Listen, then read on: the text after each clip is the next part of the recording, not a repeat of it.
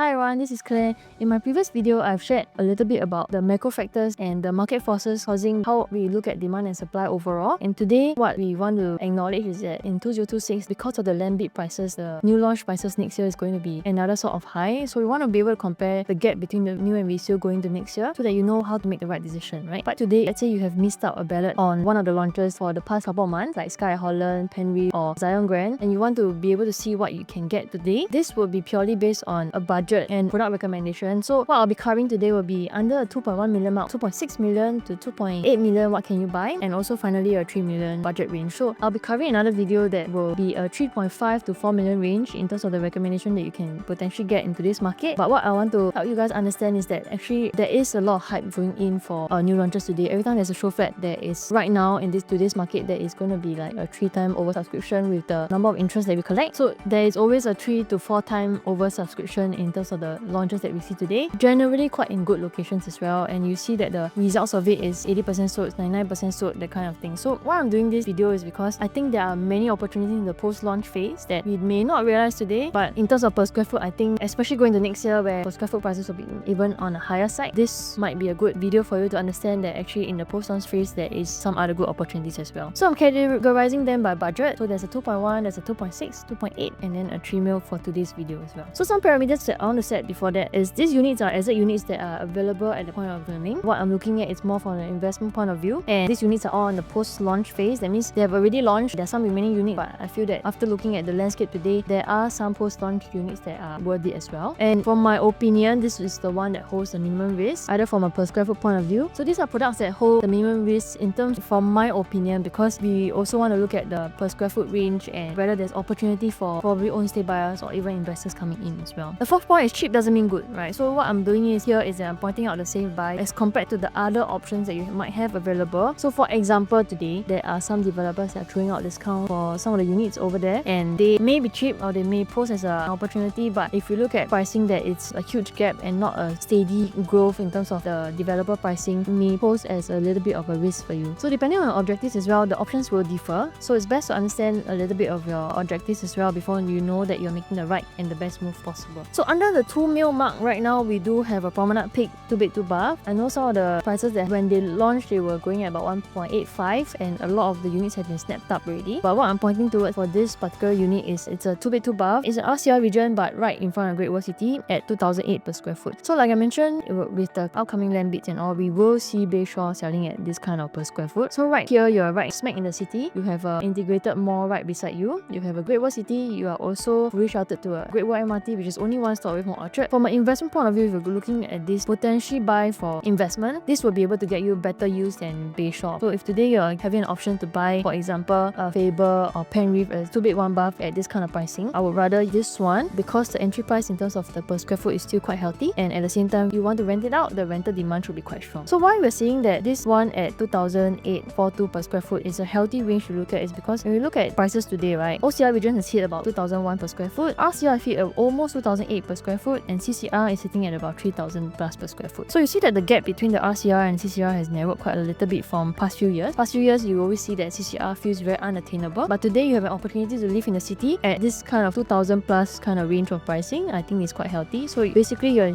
coming in and buying something that is below the CCR range and also almost at the RCR range. So for something, a product like that is actually very hard to find, and at the same time the unit that I'm recommending is on a mid floor, so not too high as well. If you're buying this for investment and you want to rent it out, shouldn't be a problem, and at the same time your rental will be quite strong. If today we look at OCR existing stock in the market under 2 million for a 2 bed 2 bath, we see that actually even for far north and also far east properties, the 2 bedrooms are already ranging about 1.5 to 1.6. So what you see here is that even for Sora is at 1.6, Trump Park is at 1.9 something already. So today you're buying 1.9 something for a city project as compared to all the other options out here in the market. Definitely you will be able to get a better rental yield out of it. And in terms of the per square foot, because others are already selling, like for example Trump Park is an OCR project that's selling at 2008 per square foot, you coming in is a much better location at 2008 per square foot. I think in terms of the entry price, it's very very safe. The other one that's just coming in to launch next week is the Sand. Their 3 bedrooms actually start from 1.9 something. So if today you're buying something below 2 mil and you can potentially get something in a 1.9 million range, I think for a 3 bedroom it's a better steal. For 2 bedrooms, I wouldn't say so much about it because at the Sand in Upper Bukit Timah, I think people who really like nature is really more for own stay. So for the 3 bedrooms coming in at 2 million something, you really cannot find unless you go to Lentor, but for the Lentor stock, it's also going to be lesser already. So the Sand is actually quite a unique product where it's kind of close to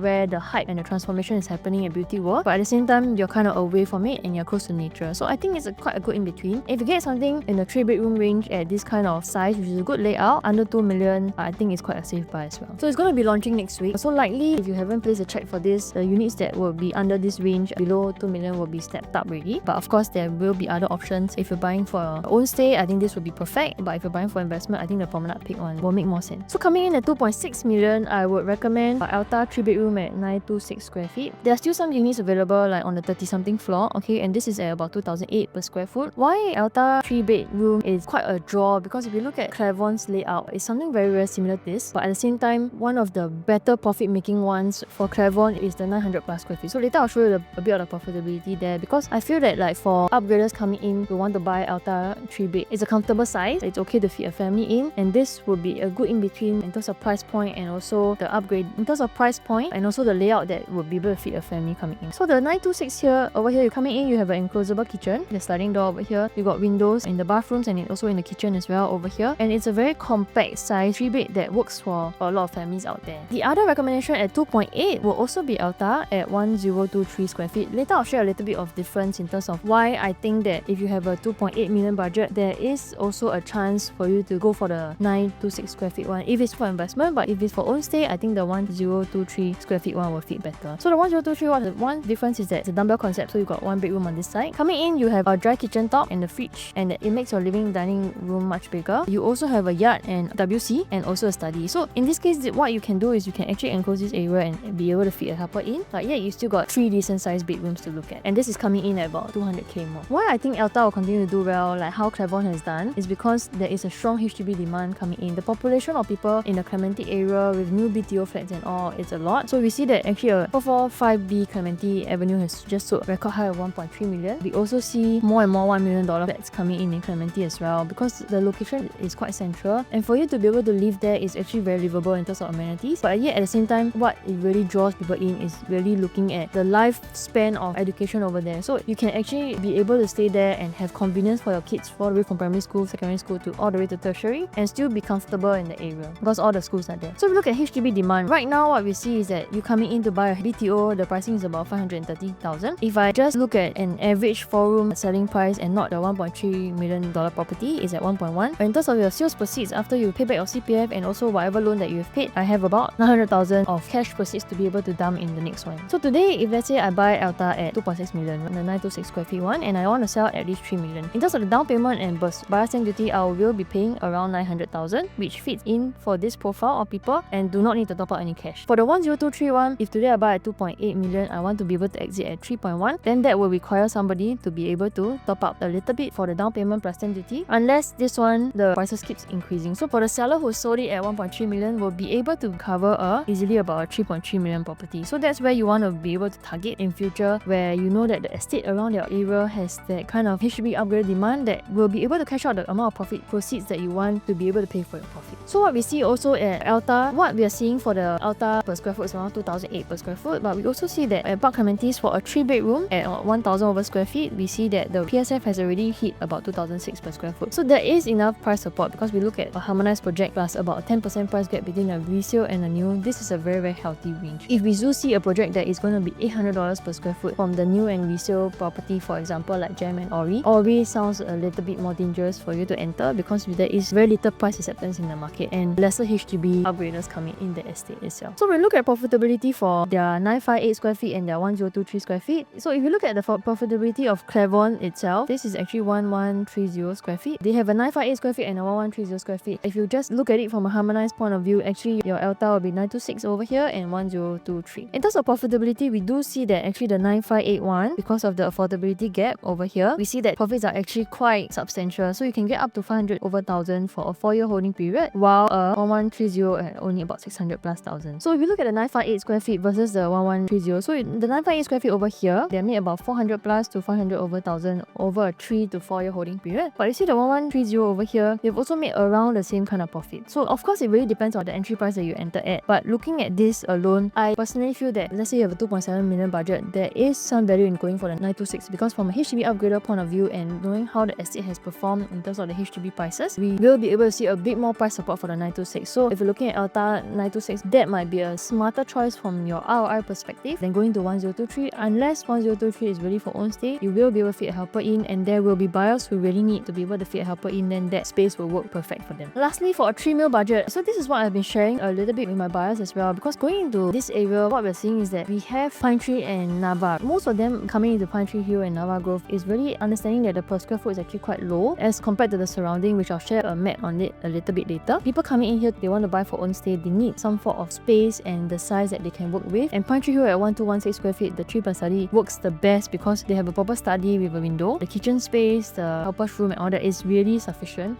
So let me show you the floor plan a little bit. But for 3 mil, you can get something under 3 mil mark here. Of course, this one is facing the Ulu Pandan Road. If you want something more inside, then this is the per square foot range, and the pricing almost around the 3 mil mark. But in the per square foot range, I think it's quite reasonable, and I'll explain a little bit. So this is the floor plan for the 3+ study. Once you come in, you get a full kitchen, you get a home shelter that can fit as a helper's room. You also get the window at the yard over here, and then WC for the helper. You got a full-fledged study over here that has a window, and I think it's really helpful. And then this one is at 1216 square feet. So while the project is not harmonized, but overall I feel that it fits for a bigger family, like 2 kids or 3 kids with a helper as well. This would fit the best. And if you're kind of gunning for Henry Park, there are not many layouts that can offer you something like that is very, very comfortable for own stay. So even for Nava Grove, the 1098 square feet, while they have a store, overall the size is slightly a bit more compact. They also have the 969 square feet and the 947 square feet for the Nava Grove one. It's something that a little bit more unacceptable, I feel, for people who want to buy for own stay, and that is something that is really for Henry Park. So we look at the surrounding prices, right, along Nava Grove and all that. What we are seeing is that actually today we have the crowd from Clementi and also from Jurong East, right? They're coming down here. But if I go to reserve residences today, or I go to anywhere around the Bukit Timah area, I see that the prices have already gone up to 2003 to 2005 for the resale market, and for reserve residences it's at 2006 per square foot on average. Units also going up 2008 as well, and also actually there's a sub-sale unit high floor that was transacted at 3000 plus. So today here 3000 plus. 4th Avenue, you want to come in here, is going to be at around, Bukit Timah is also around 2007 for a 9-year property, and the freehold ones along this belt for a similar size like Pine Tree Hill is going to be around 3.5 million as well. So that's 500k even more. So here is because there are additional school support over here, the price growth is always